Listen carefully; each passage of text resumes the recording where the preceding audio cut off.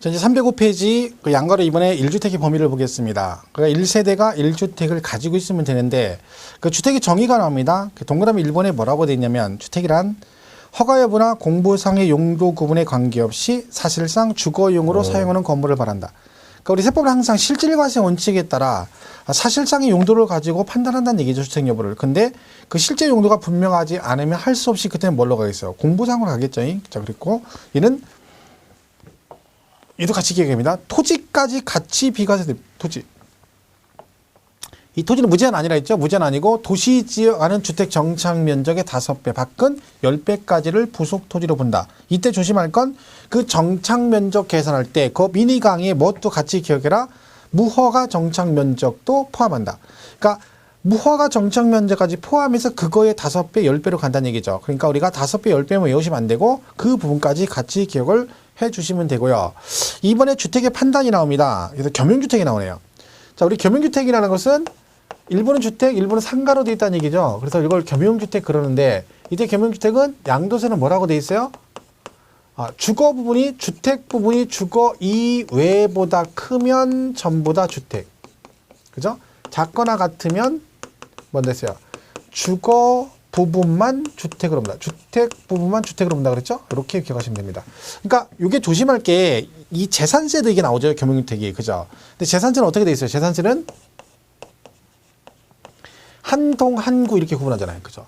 한 동의 건물이 겸용되어 있다. 그럼 면적에 관계없이 주거 부분만 주택으로 본다라고 되어 있고 한 구는 상가주택에서 주거용이 100분의 50 이상이면 전체를 주택으로 본다라고 되어 있거든요. 그러니까 그러다 보니까 여기는 5대 5까지 전체를 주택으로 본데 그걸 그대로 가지고 있다 팔면 양도세는 5대 5면 따로따로 옵니다.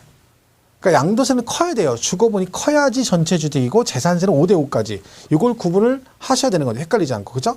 그러니까 하나가 초과인데 양도세가 초과하겠죠. 양도세가 초과다. 그래서 양초. 그죠? 안 되면 이렇게 외우세요. 양도세가 초과다. 헷갈리면 양도세는 초과할 때 전체 주택이고 그럼 재산세는 5대 5까지 전체를 주택으로 보는구나. 근데 중요한 건 양초는 외웠는데 그 양초가 어디다 쓰는지를 모르는 거죠. 이 양초 어디 쓰기 쓰는데 어디지? 이게 문제인 거죠. 그죠? 잘 구분하시고요. 겸용주택 나와 있네요. 주택 면적이 주택 외의 면적보다 크면 전체를 주택으로 보고 작거나 같으면 따로따로 본다. 자, 동그라미 2번 다가구 주택 나오죠. 다가구는 제가 재산세 설명할 때 마찬가지로 설명을 들었던 내용입니다.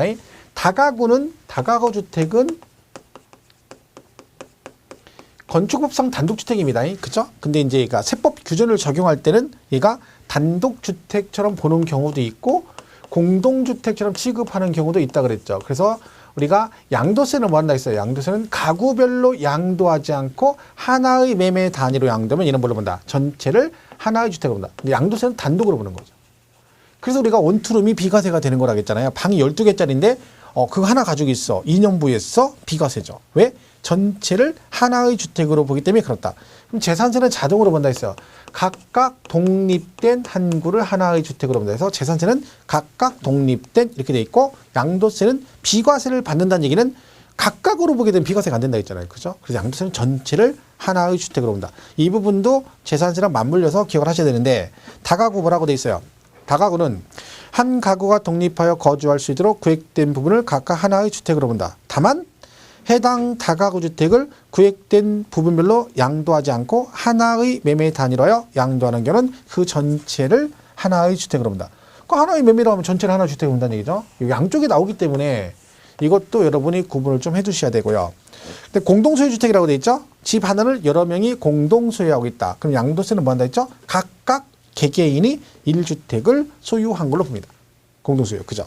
각각 개개인. 그러니까 집 하나를 여러 명, 3명이 공동명의를 하고 있다. 그러면 그 공동명의자 각자가 그 주택을 하나 소유한 걸로 보겠다. 그래서 우리가 양도세는 공동소유를 좀 조심하셔야 됩니다. 잘못하면 집 하나, 집은 조금 가지고 있는데 명의가 돼 있어서 그 주택을 소유한 걸로 돼버릴 수도 있다. 그래서 그 3번에 뭐라고 돼 있어요? 1주택을 여러 사람이 공동으로 소유하는 경우 주택수를 계산할 때 공동소유자 각자가 그 주택을 소유하는 걸로 본다. 다만 동일한 세대원이 공유하면 1주택. 그 집 하나인데 남편하고 부인이 공동명의야. 그런 1주택인 거죠. 자, 그런 얘기입니다. 자, 넘어가서 보충학습 1주택 판단 나오죠. 자, 첫 번째 주택 정착 면적 1번은 못 풀 거 없고요. 2번도 마찬가지고 거기서 보시면 4번 있죠. 4번. 거기부터 4번. 주택에 딸린 토지로서 건물이 정착되지 아니한 부분만을 분할 양도하는 경우 1세대 1주택으로 보지 않는다. 그러니까 주택 이런 게 있잖아요. 이렇게 있는데 여기 건물이 이렇게 있어요. 그죠?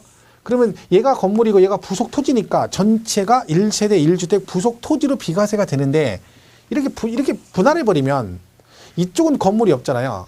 건물이 정착, 여기는 여전히 건물 정착 부속 토지지만 이렇게 분할해버리면 여기는 건물이 없죠. 그럼 이게는 뭐다? 얘는 부속 토지가 아니라는 거죠. 그냥 나대지로 과세가 된다는 얘기죠. 그래서 거기 건물이 정착되지 아니한 부분만을 분할 양도하는 경우는 1주택이다 아니다? 아니다. 얘 팔면 얘는 1주택이 아닌 거죠. 그 얘기고. 그 다음에 5번은 1주택을 2년 보유 후. 자, 1주택인데 2년 보유했대요. 그럼 뭐예요? 비과세죠. 그런데 그걸 뭐하고? 멸실하고 나대지로 팔았대. 이 상태에서 얘가 2년 보유했어요. 그럼 비과세죠. 근데 이걸 뭐 했대요? 멸실했대요. 그리고 얘만 팔았대. 이건 나대지잖아. 그럼 얘는 1주택이다 아니다? 당연히 아니죠. 양도세는 과거를 묻지 않습니다. 너 얼마 전까지는 주택이 있었어. 그게 문제가 아니라 지금은 없어. 그럼 나대지인 거죠. 당연히 1주택이 아니죠. 5번에 멸실하고 나대지 상태로 양도하는 경우는 1세대 1주택 양도로 보지 않는다. 당연한 얘기고요. 그죠? 나머지 못 키워보세요. 그 정도 그냥 보시면 돼요. 그죠? 나머지 못 키워요. 그 다음에 3번 2년 이상 보유.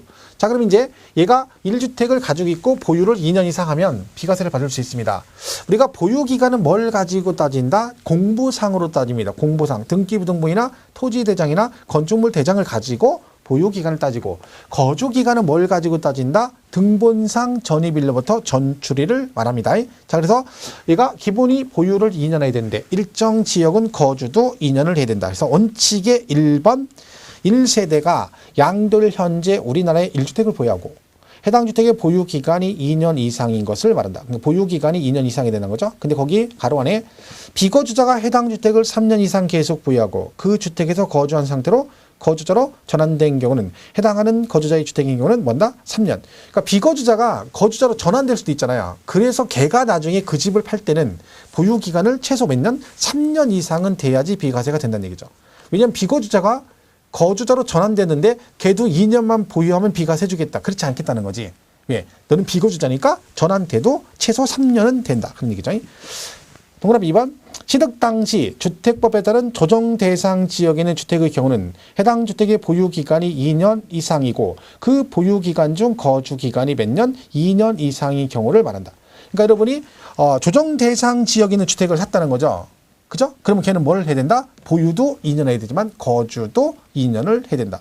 요거는 근데 조정 대상 지역 지정되기 전부터 원래 가지고 있던 분 있잖아요. 그러니까 내가 원래 남양주에 집을 가지고 있었는데 그 상태에서 지금 현재 있는데 나중에 조정 대상 지역이 지정됐어요. 그럼 그 집을 팔 때는 얘는 뭐만 하면 되는 거야? 보유만 2년 하면 됩니다. 그러니까 이건 뭘 얘기하는 거야? 조정 대상 지역 지정되고 나서 그 다음에 거기서 집을 사신 분들은 그 이후에 취득하신 분들은 뭣도 해야 된다는 거야? 보유도 2년 해야 되고 거주도 2년을 해야 된다. 그 뜻입니다. 자, 그럼 여기 이제 뭐가 나와요? 예배가 나오죠. 보유 기간에 예배가 나옵니다.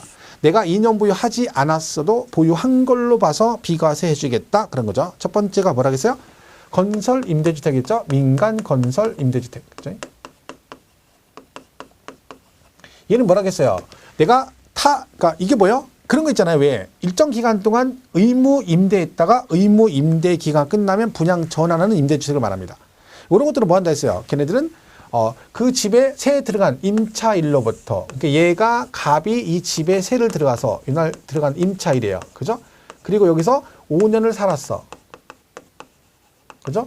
그리고 임대사업자가 분양을 한 거죠. 분양하는 걸 얘가 분양을 받아서 등기를 치고, 그리고 얘가 이걸 1년 후에 팔았다. 이런 얘기를 했잖아요. 1년 후에 팔았다. 그러면 얘는 보유 기간은 1년이죠.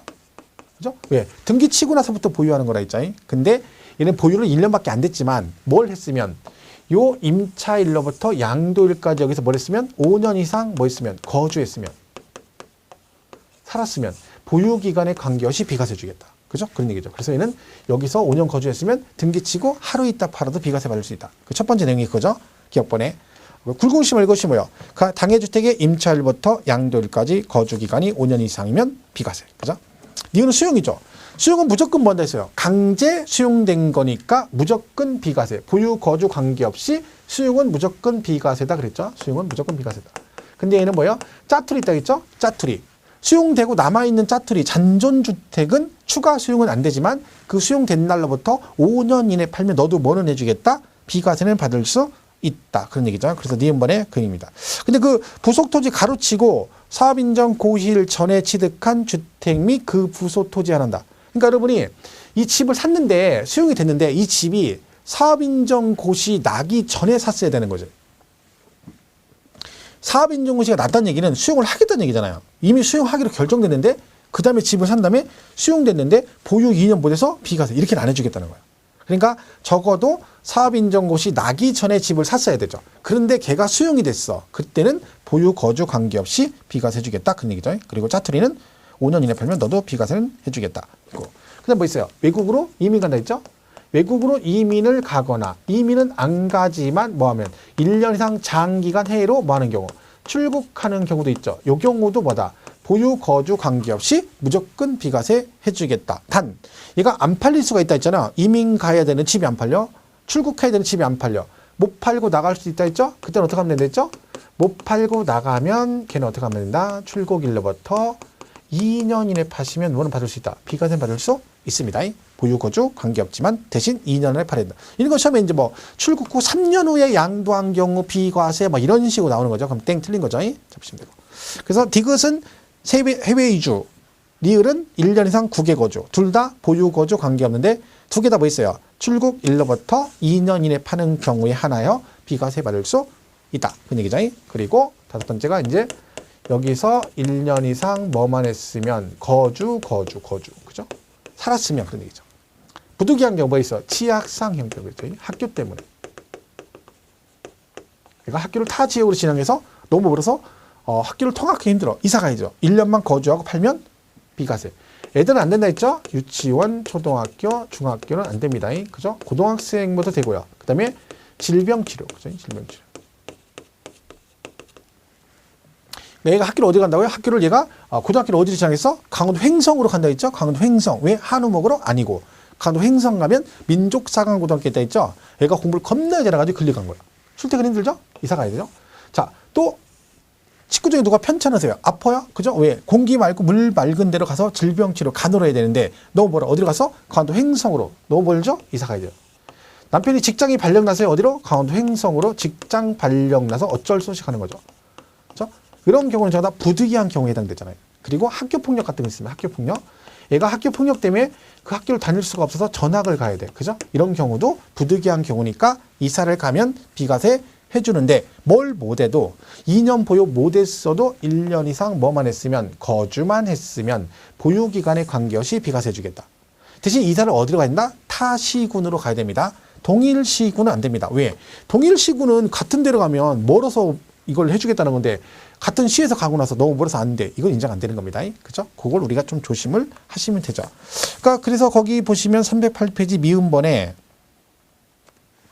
1년 이상 거주한 주택을 기획재정부리 정한 치약, 근무상, 질병유형, 기타 부득이한 사유로 타 시군으로 세대 전원이 거주를 이전했대요. 그죠? 그렇게 하면 비과세 해주겠다는 얘기죠.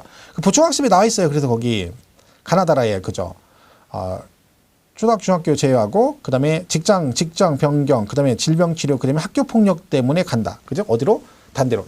그러니까 사업상 형편 그러면 안 됩니다. 이런 게 나중에 시험에 사업상 형편 그러면 안 되고요. 그죠? 동일시군으로 가면 안 된다는 것도 같이 기억하시고 얘가 거주지 보유가 아니고 뭘 해야 된다? 거주를 해야 된다. 그죠? 이렇게 보시면 되겠습니다. 자, 그래서 그 내용 정리를 해 주시면 되겠죠.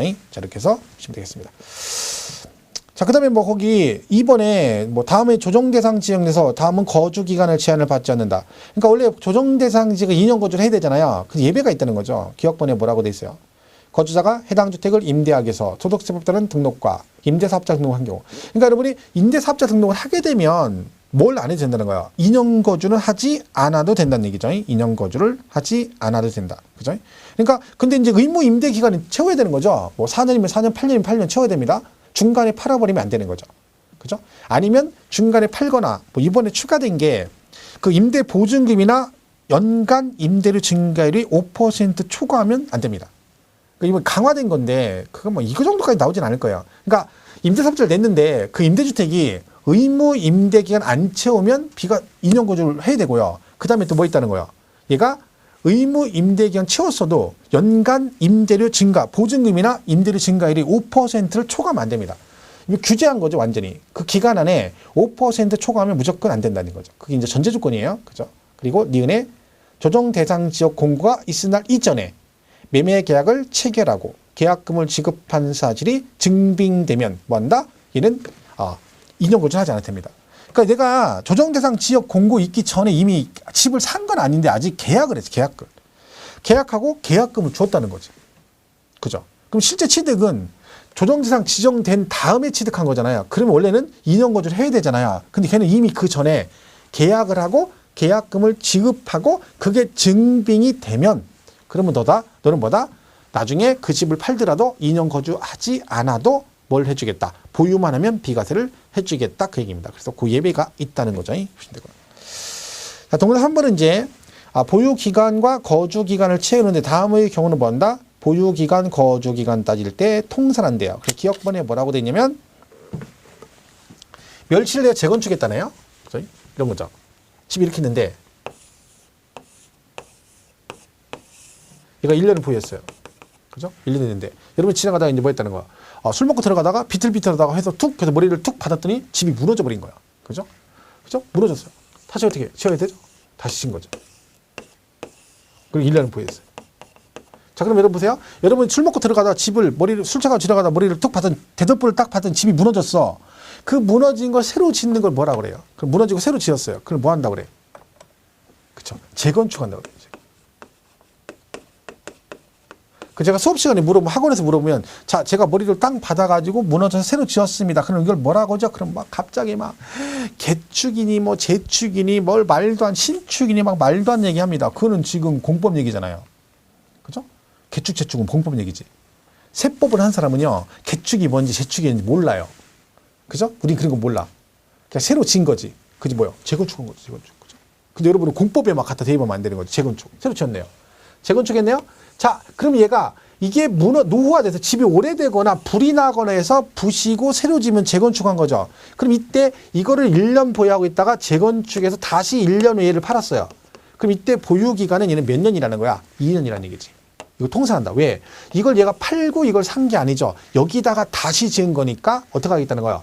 멸실된 주택과 재건축한 주택의 기간을 뭐 한다? 통산한다. 그런 얘기죠. 이때 이 공사기간 있을 거 아니에요. 공사기간. 그죠? 이때 공사기간은 포함된다, 안 된다? 안 된다. 그죠? 그러니까 이게 두 개 있어요. 사실은요. 그 다음에 소실 등 이렇게 돼 있죠. 그 다음에 여기 정비사업으로 재건축 이렇게 돼 있어요. 그러니까 불이 나거나 노후화돼서 만약에 재건축하게 되면 보유기간은 포함하지 않고 멸실된 주택과 재건축한 주택의 기간을 통산하는데 우리 정비구역 지정에서 정비사업으로 재건축하는 거 있죠. 정비법상. 그때는 아파트 재건축 같은 거는 공사기간도 들어갑니다. 뭐 그런 차이는 있습니다만 우리 교재는 이거죠. 소실독에 멸실 해가지고 기억번에 뭐라고 돼 있어요. 308페이지 맨 밑에 동그라미 3번의 기억번. 거주하거나 보유하는 중에 소실, 독에 무너짐, 노후 등으로 인하여 멸실되어 재건축한 주택의 경우는 그 멸실된 주택과 재건축한 주택의 기간을 뭐한다? 통산한다. 그런 얘기죠.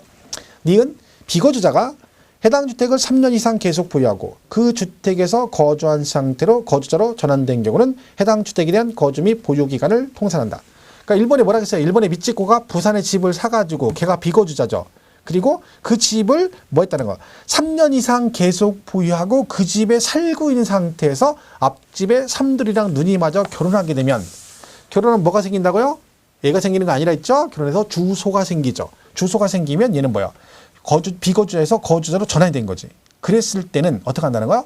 그게 그 집을 팔게 되면 보유 및 거주 기간을 통산해 주겠다는 전제 조건이 뭐예요? 3년 이상 계속 보유하고 그 집에 거주한 상태로 거주자로 전환이 되었을 때 그때 통산을 해주겠다. 그런 얘기입니다. 자, 디귿은 뭐예요? 상속을 받은 거죠. 상속. 이런 걸 했죠. 갑이 돌아가셨어요. 피상속인데 10년을 보셨고요. 을이 상속을 받았어요. 그죠? 그래가지고 얘가 상속받고 1년 후에 얘가 이걸 팔았어요. 그럼 얘는 보유기간이 몇 년이냐 그 얘기인데 자 원래는요 상속이니까 이날 상속받았으니까 보유기간이 1년이죠. 근데 얘가 돌아가시 전 2년 전에 아버지랑 여기 학가에서 같은 세대원이었어요. 전입신고에서. 그래서 2년 동안 같이 살다가 아버지가 돌아가시면서 얘가 상속을 받아서 이걸 팔게 되면 이때는 어떻게 한다? 이때는 피상속인과 상속인이 동일 세대원이었던 기간 몇 년? 2년은 통산을 해주겠다. 그럼 몇 년이 된 거야? 3년이 되는 겁니다. 근데 조건이 있습니다. 얘가 상속 개시 당시 아버지가 돌아가실 당시 이 을이 동일 세대원이어야 됩니다. 그러니까 아버지가 돌아가시 2년 전에 얘가 학가였는데 살다가 아버지 돌아가시 한 달 전에 세대 분리를 했어요. 그죠? 별도 세대 구성하다가 아버지 돌아가시면 상속을 받았다. 그때는 통산 안 해줍니다. 자, D급번 보세요. 뭐라고 돼 있나? 상속받은 주택으로서 상속인과 피상속인이 상속 개시 당시 동일 세대인 경우에는 상속 개시 전에 상속인과 피상속인이 동일 세대로 보유한 기간을 뭐 해줄게? 통산을 해주겠다. 그죠? 그 얘기입니다. 이렇게 정리를 하시면 되겠습니다. 그죠? 이렇게 보시면 되겠죠? 그 다음 밑에 고가주택 나오네요. 고가주택이란 뭘 말한다? 실거래가로 얼마 9억을 초과하는 주택을 뭐라고 한다? 고가주택이라 합니다. 이때 우리 세법에서 고가주택은 두 군데가 나옵니다. 고가주택은 두 군데가 나옵니다. 얘는 국세에서만 나온 얘기입니다. 고급주택이란 말하고 헷갈리면 안 돼요. 고급주택은 지방세에서만 나온 얘기고 고가주택은 국세 파트에서만 나오는 얘기입니다. 그죠? 이때 고가주택은 부동산 임대사업, 그죠? 부동산 임대소득에서 나오고 그 다음에 양도세에서 나옵니다. 이때 고가주택은 둘 다 얼마를 말해요? 9억 원 초과하는 주택을 말한다 했죠? 이때 얘는 기준시가로 9억 초과하고 얘는 실거래가로 9억 초과합니다. 그 차이가 있는 거죠. 양도는 지금 팔았잖아요. 실제 거래 금액이 있죠. 그러니까 실제 양도한 금액에 9억 초과하고 이 부동산 임대는 고가주택은 비과세가 안 된다고 나오거든요. 임대주택에. 그죠? 그때 고가주택은 기준시가로 9억 초과죠. 왜냐면 임대는 보유잖아요. 보유. 그죠? 거래 금액이 없죠. 그 차이가 있습니다. 그래서 얘는 고가주택 9억 초과는 뭐다? 비과세 받을 수 없다. 그래서 고가주택 양도차익 계산을 납전했습니다. 그거 참고로 보시면 되고. 310페이지 5번에 비과세 또는 감면 제한이라고 돼 있죠. 이거는 이제 그런 거예요. 얘가 비과세에 관한 규정을 적용받았는데 얘가 뭐 했어요? 실거래가하고 다르게 신고를 하다 걸리면 비과세 감면 안 해주겠다는 얘기인데 이거는 뭐 별 얘기는 아닌데 보세요. 이렇게 돼 있어요. 얘가요, 이제 둘이 매매를 했어요. 그죠? 근데 실거래가가 4억인데 계약서를 4억 5천에 쓴 거죠.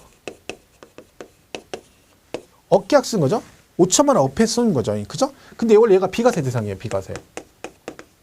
그러니까 갑이 비과세인데 을한테 내가 어차피 비과세 받으니까 실제는 4억에 매매를 했는데 계약서를 4억 5천에 써준 거예요. 업으로. 그냥 걸렸어요. 그럼 어떻게 되냐. 옛날에 걸려도 얘를 비과세 해줬거든요. 이제 걸리면 안 해준다는 거죠. 오래됐냐. 이거 2011년도부터 그렇죠. 그럼 어떻게 한다는 거야. 걸리면 얘도 세금이 나온다는 거지. 어떻게 한다는 거야.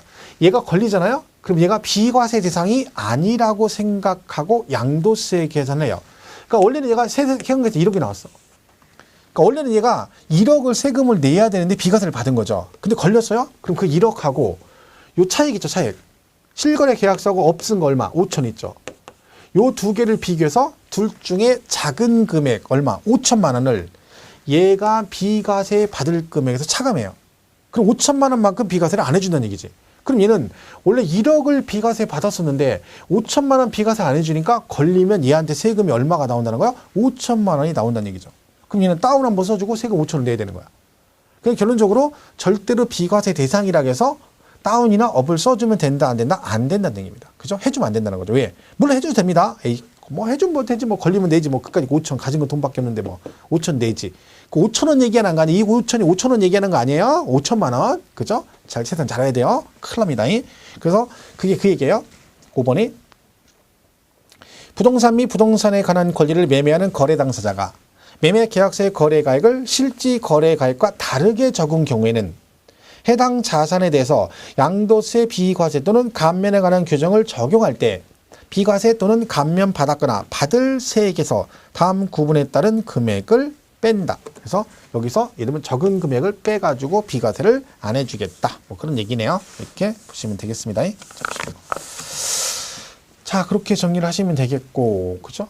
자, 그럼 돼요? 자, 보시면 되고. 그 다음에 오른쪽 보충학습 보면 그 몇 개 보겠습니다.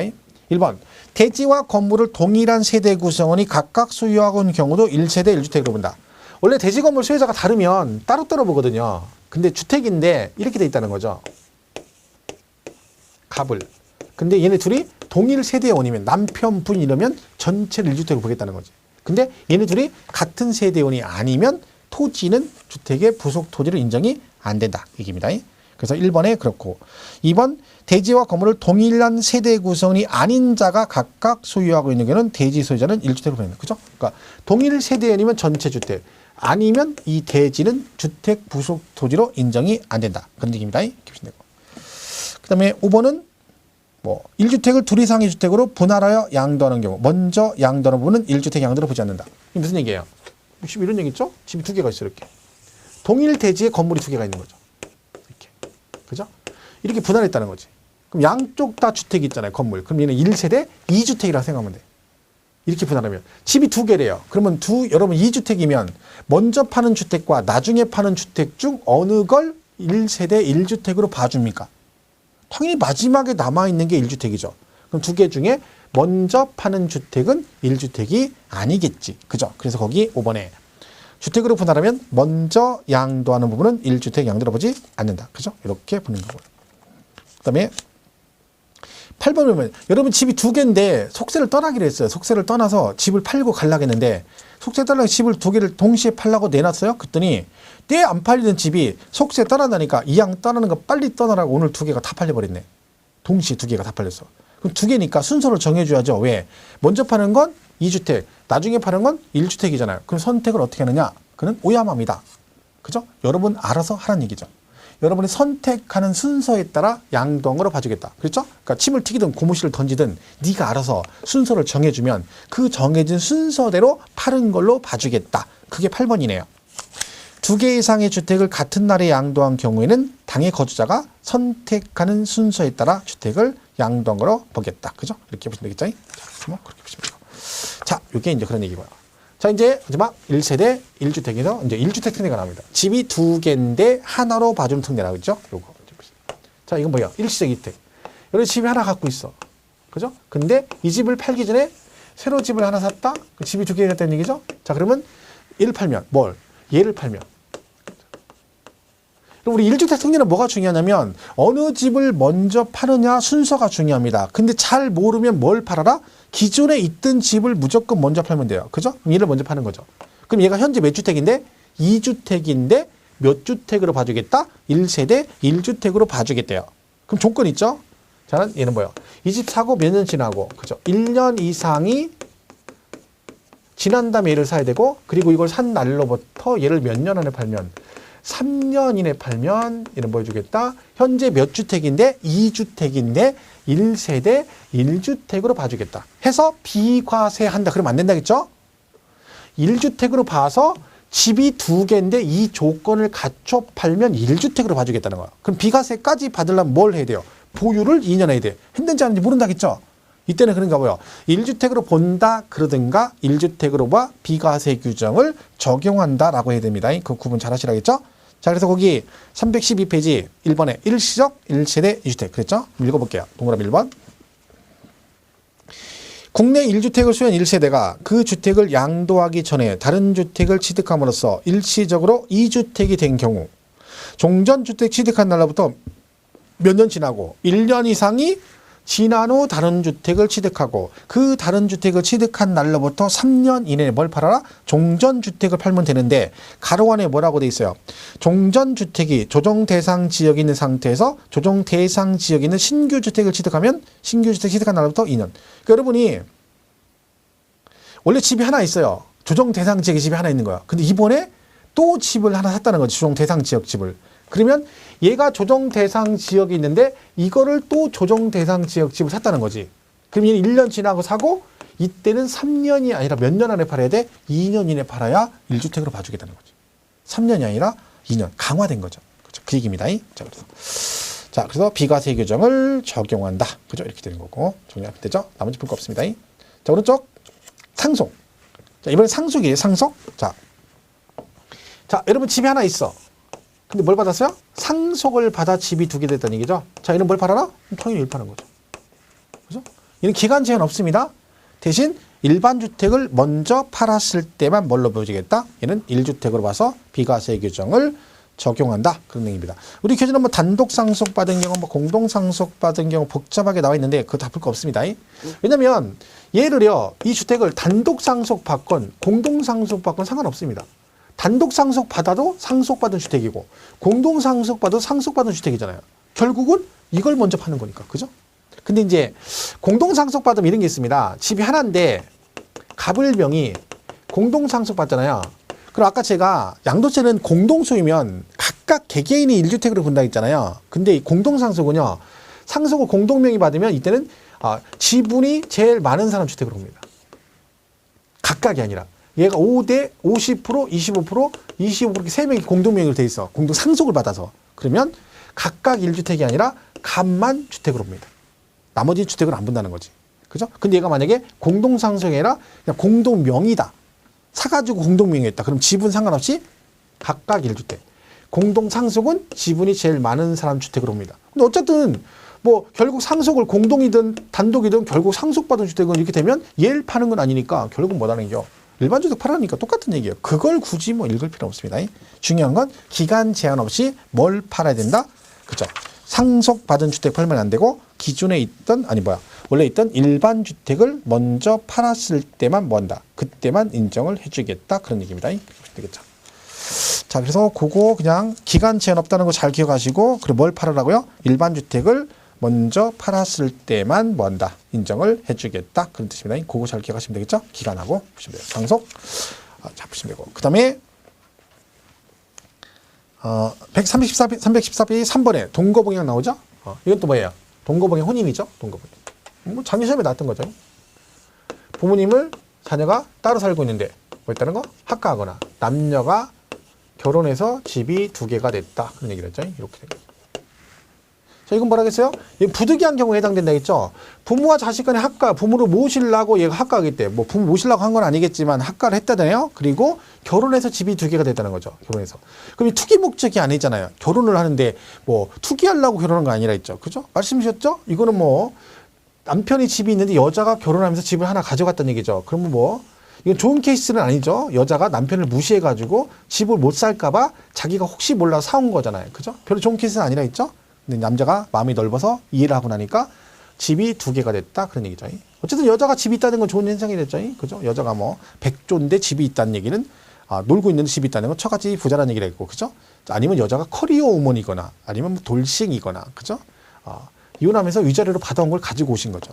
이런 케이스는 조심해야 돼요. 이 여자분이 또 이혼하시면서 이것도 위자료를 받아갈 수도 있어요. 재테크하려고. 그죠? 조심해야 되죠. 어쨌든 둘 다 부득이한 경우에 해당된다. 그래서 어떻게 한다는 거야?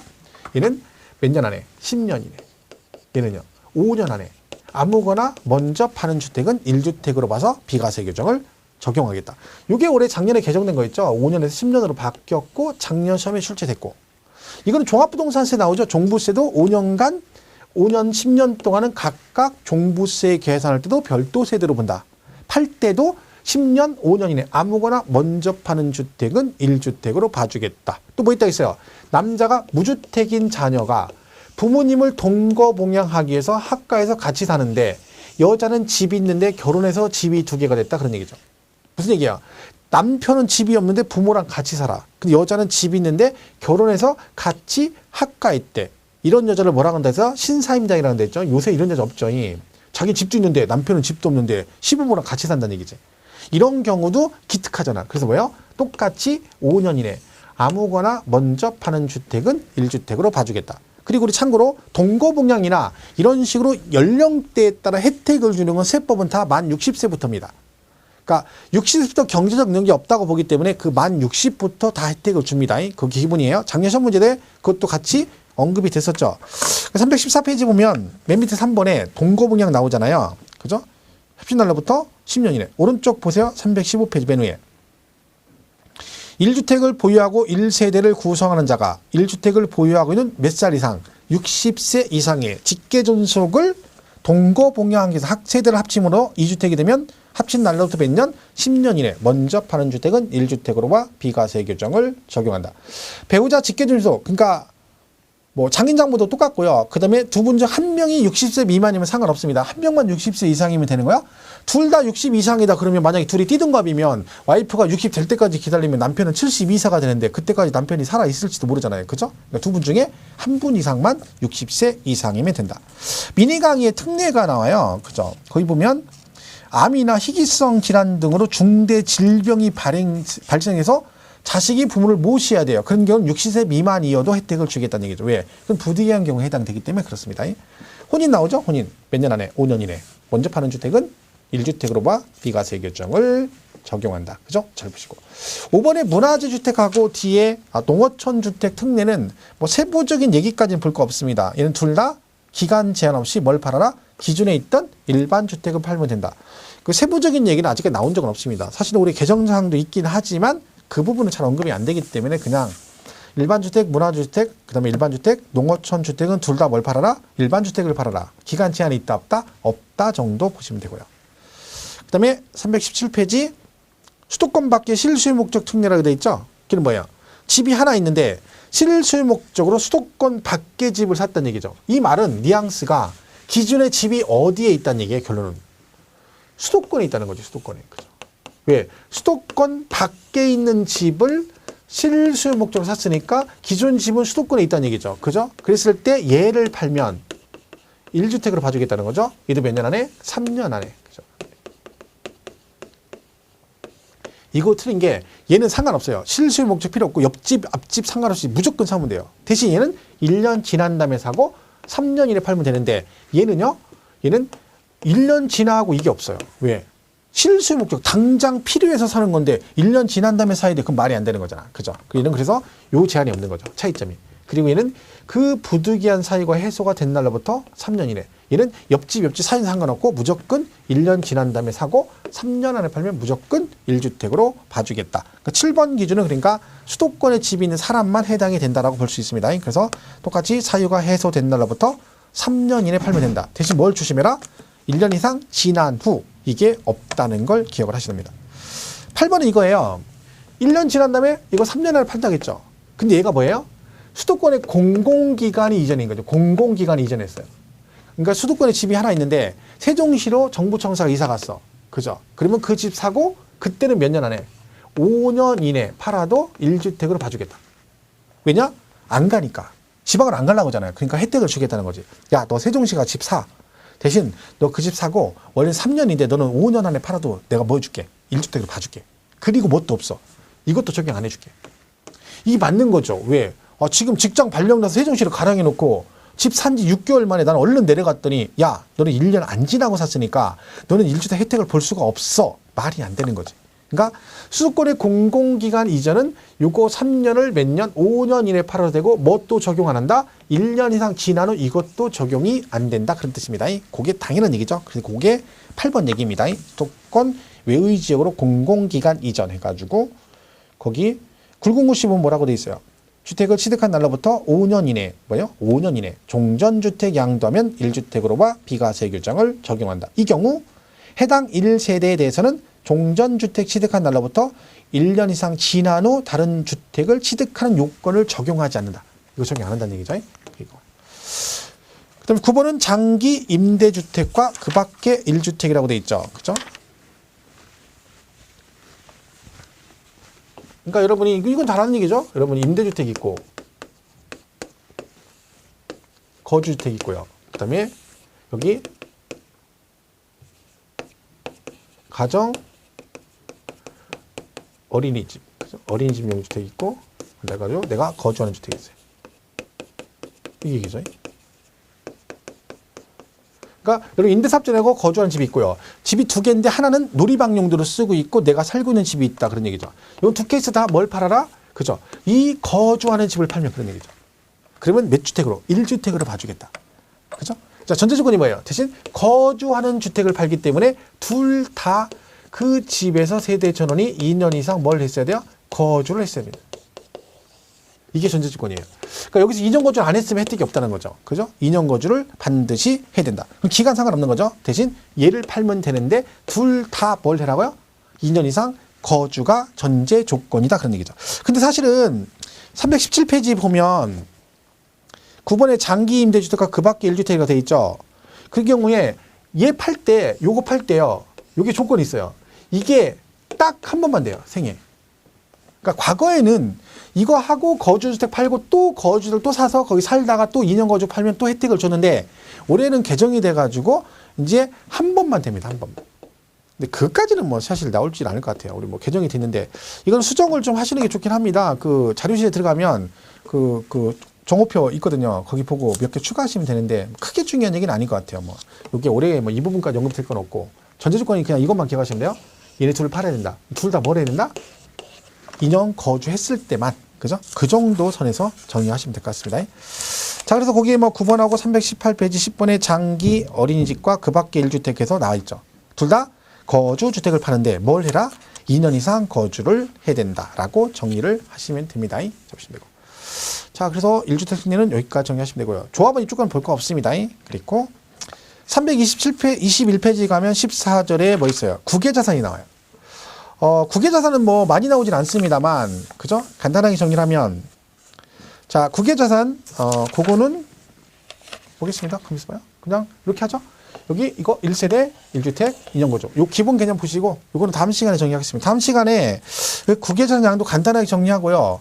그리고, 남은 시간에 요것만 정리하면 끝나거든요. 그리고 나서 제가, 취득세와 재산세 양도세 파트 있죠. 요거를 전체적으로 짧은 시간에 빠른 속도로 한번 싹 그냥 정리하겠습니다. 훑어서 막 얘기를 하겠습니다. 그래서 여러분이 그 참고로 하셔가지고 한 번 정도 듣는 것도 괜찮을 것 같습니다. 공부되시면. 그래서 그렇게 정리를 하고 마치도록 하겠습니다. 그 다음 시간에 그 14절의 국외자산 양도부터 정리를 하도록 하겠습니다.